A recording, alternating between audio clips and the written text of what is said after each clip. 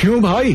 एक बार फिर ध्रुव ने साबित कर दिया कि वो पिछले 3 सालों से शून्य था, शून्य है और आगे भी शून्य ही रहेगा। गलती से हीरो बन गया था छोटी सी उम्र में। हाँ भाई, हमारे शौर्य दल के जाबाज लीडर हरेंद्र उसके पिता है। अगर ऐसा ना होता तो हम लोगों ने इसे कब का मैसेडोरिया से बाहर फेंक दिया होता। ध्रुव 11 साल की उम्र में शून्य रैंक से एकलव्य रैंक पर आ गया था, लेकिन अब उसके पास 3 सितारों के अलावा कुछ भी नहीं था। शौर्य दल के नेता का बेटा होने के नाते वो कुछ नहीं कर पा रहा था। निराश ध्रुव जैसे ही शौर्य महल पहुंचा तो वहां बिना बताए लारा आ गई। मुझे पता चला कि ध्रुव इस साल भी अपनी शक्तियों को नहीं बढ़ा पाया, इसलिए मैं ध्रुव के लिए खास चीज लेकर आई हूँ। लारा ध्रुव की मंगेतर थी। सालों पहले दोनों परिवारों के बीच ये रिश्ता तय हो चुका था।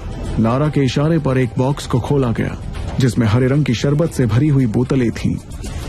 लारा, मैं कभी भी अपनी शक्तियों को इस तरह से नहीं बढ़ाऊंगा। तुमने ये सोच भी कैसे लिया? ध्रुव का गुस्सा 7वें आसमान पर था, जिसे देखकर लारा ने मौके पर चौका मारा। सालों पहले ध्रुव और मेरा रिश्ता जो तय किया गया था, मैं उसे आज तोड़ना चाहती हूँ, क्योंकि आज मेरी शक्तियां कहां से कहां पहुंच चुकी हैं, जबकि ध्रुव पिछले 3 सालों से वहीं पर अटका हुआ है। और वैसे भी मैं बहुत जल्द अंबर दल की लीडर बनने वाली हूँ। तो ये बात है, तुम्हें परिवार की कोई फिक्र नहीं। तुम्हारे सिर पर तो सिर्फ सबसे शक्तिशाली बनने का जुनून सवार है। तो मैं कैसे रिश्ता जोड़ लूं? वरना मेरे पास एक तरीका है जिससे हम इस रिश्ते का फैसला कर सकते हैं।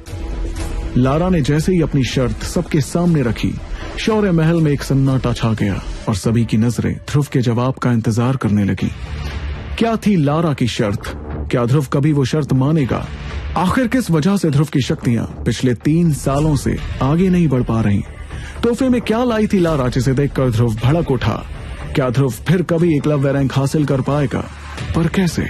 लारा द्वारा की गई बेइज्जती का कैसे देगा ध्रुव मुंह तोड़ जवाब? इस जंग में किसकी होगी जीत और किसकी होगी हार, ये अभी जानने के लिए क्लिक प्ले नाउ और सुनिए ध्रुव की कहानी सुपर योद्धा, ओनली ऑन पॉकेट FM।